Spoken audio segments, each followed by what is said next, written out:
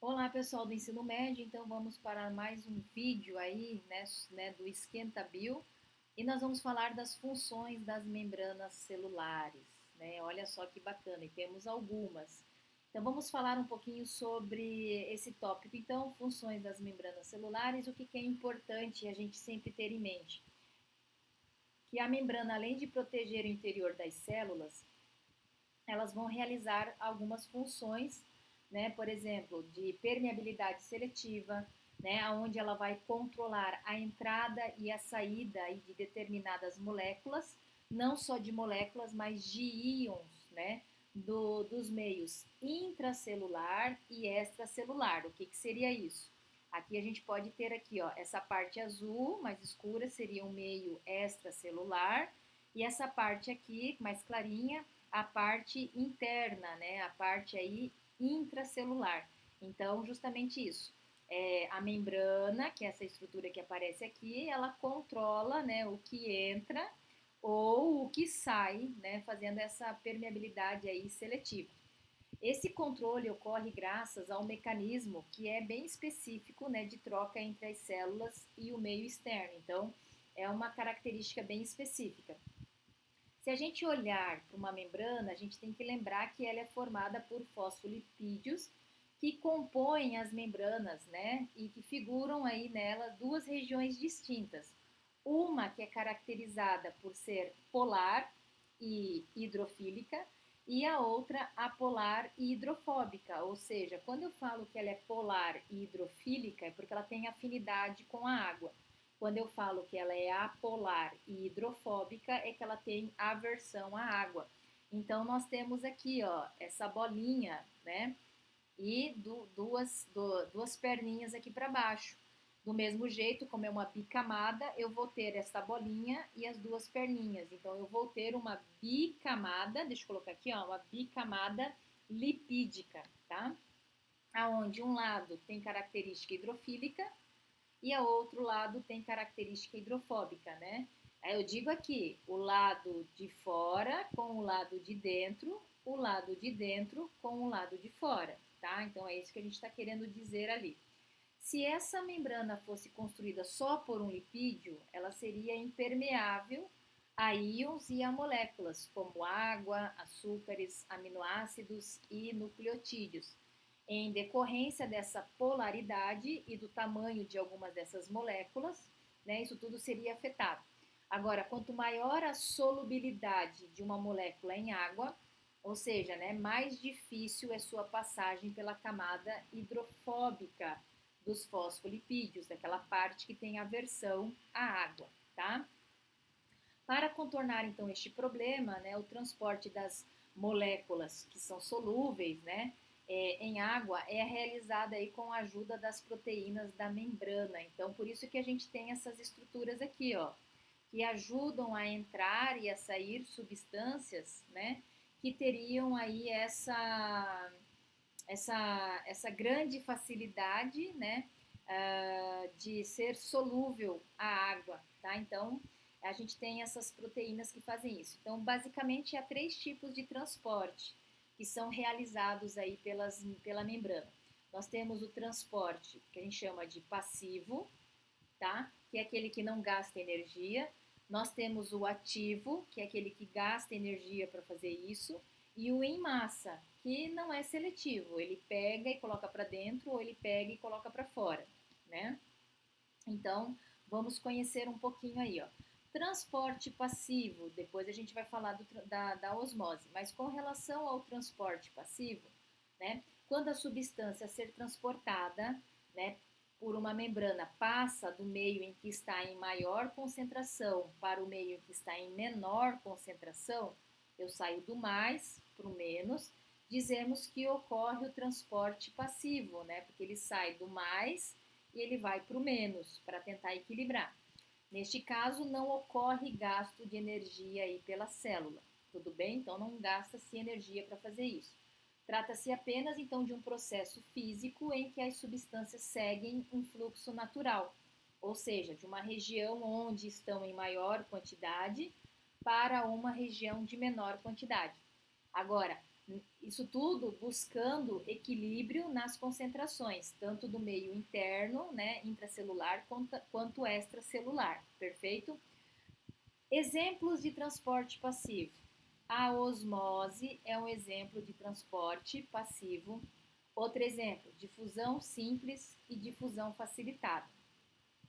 Com relação à osmose, né, ela é a passagem de moléculas de água, né, do meio mais diluído, ou seja, hipotônico, para o mais concentrado em soluto, que é o hipertônico, né? Então é a passagem da água do menos para o mais. É a água que passa e ali a gente tem que ter, né, uma membrana seletiva e essa passagem é a favor do gradiente de concentração, né? Sem que ocorra gasto significativo de energia. Então eu saio do meio mais diluído, né? Ou seja, que eu tenho menos quantidade de sais para o mais concentrado em soluto, tá? Então a gente vai a favor do gradiente, por isso que não gasta-se muita energia. Agora, quando uma célula se encontra em um meio hipotônico, que é menos concentrado do que o citoplasma, tende a ganhar água, né, desse meio. Então, como a membrana celular é muito permeável à água, as células sofrem o aumento do volume, ficando túrgidas. Então, elas ficam inchadas, porque a água tende a entrar ali, né, de fora para dentro. Essa bicamada que a gente vê aqui, ó, no cantinho, né, lipídica da membrana, ela é fracamente permeável à água. Ela tem essa característica. Então, a passagem da água por ela deveria ser extremamente lenta. Mas na prática, tá, descobriu-se que o transporte é mais rápido do que o esperado, porque a membrana plasmática ela é dotada de proteínas que formam canais. Olha só, que formam canais que específicos aí para o que? A passagem da água, que nós chamamos aqui, ó, se eu vou transportar água, esse canal é chamado de aquaporinas, né? Então, isso que caracteriza essa presença, né, desses canais nas membranas. Aí a gente tem o seguinte: em nosso dia a dia encontramos inúmeros exemplos de ação da osmose. Um clássico exemplo que ocorre é quando temperamos uma salada com sal, que aí é o soluto, né? O que provoca a perda de água das folhas. Por isso que o alface, ele só deve ser temperado na hora que ele vai para a mesa, porque se você tempera uns 15 minutinhos antes e aí você põe o alface na mesa, a quantidade de sal que está na superfície da célula para o lado de fora faz com que a água que está dentro da célula saia de dentro e vá para fora, para tentar equilibrar aquela concentração maior que está fora, fazendo com que fiquem murchas, né? E se não forem consumidas rapidamente. E aí o aspecto visual não é muito bacana, até porque a gente gosta de comer com os olhos, tá? O ato de salgar a carne, por exemplo, como no charque e no bacalhau, provoca perda excessiva de água, né, por osmose, e aí nos micro-organismos decompositores que estão ali no alimento, matando-os, o que evita então o apodrecimento e a decomposição da carne. Então, quando a gente salga uma carne, a gente faz com que a água que está ali dentro saia, desidrate, né, aquela carne, e com isso então vai o quê? Vai matar ali, né, os micro-organismos decompositores que estão ali presentes. Outro exemplo encontrado no caso do mel. Trata-se de um alimento muito rico em açúcar e é um meio bastante concentrado, né, um meio bem hipertônico. E quando fungos e bactérias caem dentro de um pote com mel, né, ocorre perda de água por osmose. Então, o que leva à morte deles por o quê? Por desidratação. Então, olha a outra característica de você colocar muito sal ou, né, muito doce. Aí na sequência a gente tem agora o comportamento, né, da osmose, né, numa célula animal. O que acontece numa célula animal? Então nessa imagem ele vai nos explicar que um exemplo muito estudado de osmose ocorre nas células sanguíneas animais, que são as nossas hemácias. Ó. Essa hemácia é uma hemácia normal, que ela está no meio isotônico, que tem a mesma concentração, né? Lembrando que hemácias podem ser chamadas de eritrócitos ou de glóbulos vermelhos, é tudo a mesma coisa, né? Então, nós temos hemácias, né, no meio isotônico, iso é igual. Nós temos o comportamento de uma hemácia no meio hipotônico, ou seja, onde a água tende a entrar, né? Então, a hemácia vai ficar inchada, e se ela inchar muito, ela pode estourar, que acontecer a lise.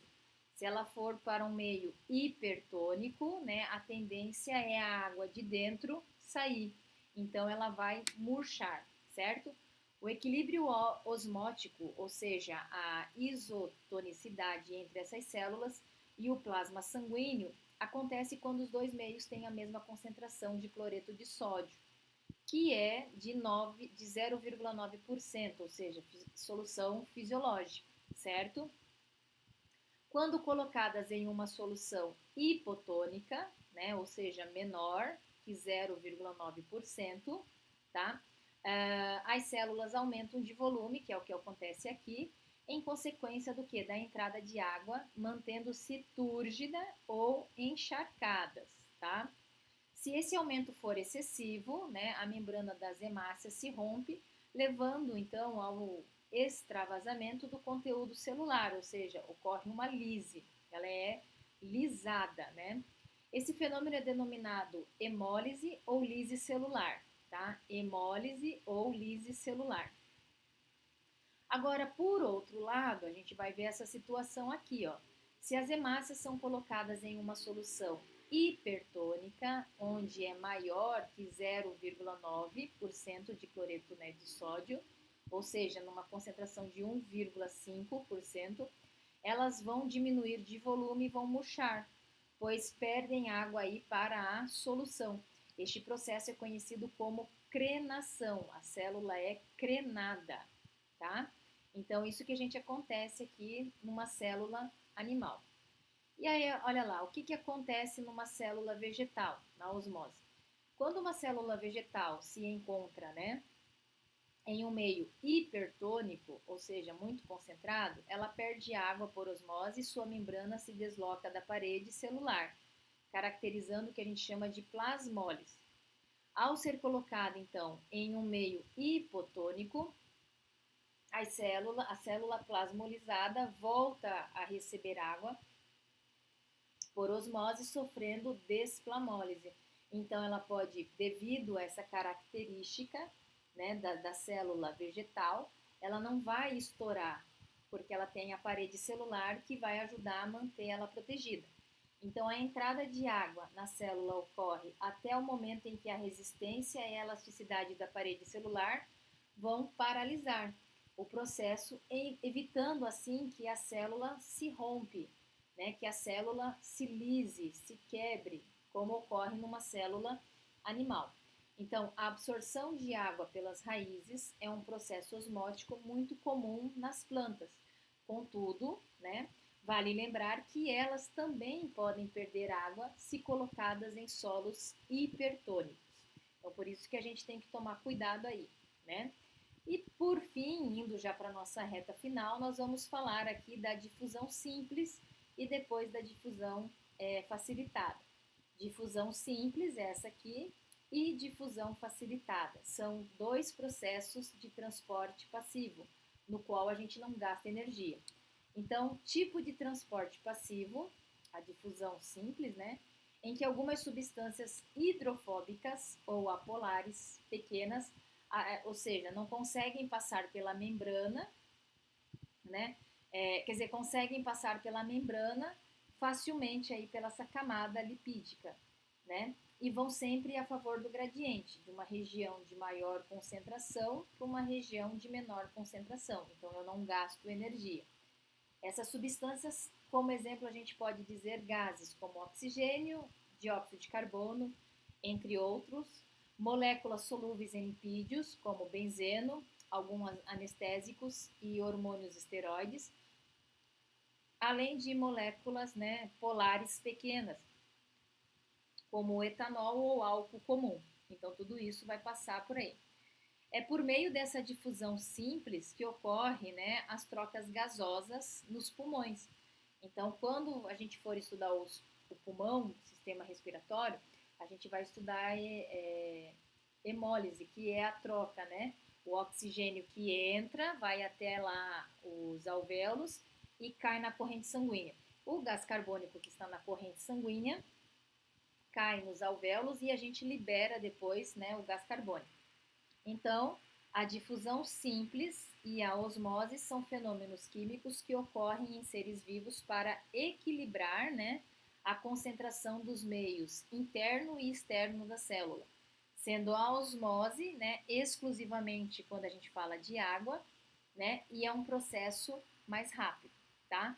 Quando a gente fala agora de difusão facilitada, é a passagem de solutos, ó, essas bolinhas, né, por meio da concentração, né, do meio mais concentrado. Eu tenho mais bolinhas aqui, menos bolinhas, mais bolinhas e menos bolinhas. Então, do meio hipertônico para um meio menos concentrado hipotônico, né? E isso ocorre a favor do gradiente de concentração, sem que ocorra, então, aí gasto significativo de energia, envolvendo apenas a presença de proteínas carregadores, que a gente chama de permeases, que são essas duas proteínas que ocorrem aqui. Essas permeases são proteínas que se encaixam, né, nos solutos, que são as bolinhas, a serem transportadas, levando-os do meio, né, mais concentrado para o menos concentrado. Então, vai pegar do mais concentrado e vai jogar para o lado menos concentrado. Por meio da difusão facilitada, podem ser transportados o quê?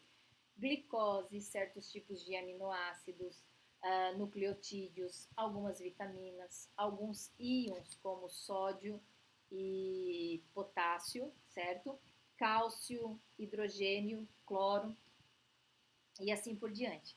Este fenômeno também é espontâneo e ocorre em decorrência da diferença da concentração entre esses dois meios, o extracelular e o intracelular. Tudo bem?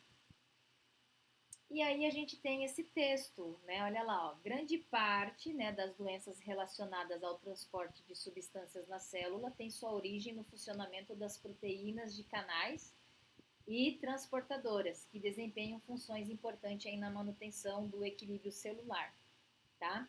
Então, como a produção dessas proteínas é comandada pelo DNA, quando ocorre alguma mutação, pode haver sim uma alteração na estrutura ou no funcionamento dessas proteínas que deixam de realizar suas funções, né, da maneira correta, desencadeando então algumas doenças. Olha lá a questão dos isotônicos, né? Todo mundo aqui acho que já viu no mercado ou já experimentou, né? As bebidas consideradas isotônicas são assim denominadas porque apresentam uma concentração de solutos semelhante à do plasma sanguíneo. Os isotônicos comerciais são bebidas à base de água, sais minerais e carboidratos, ideais aí para a reposição de líquidos e eletrólitos, que são íons. Então, quem pratica atividade física precisa repor. É por isso que em jogos oficiais, né, a gente vê os atletas nos intervalos, né, bebendo alguma bebida isotônica justamente para repor aquilo que está perdendo por causa da atividade física, tá?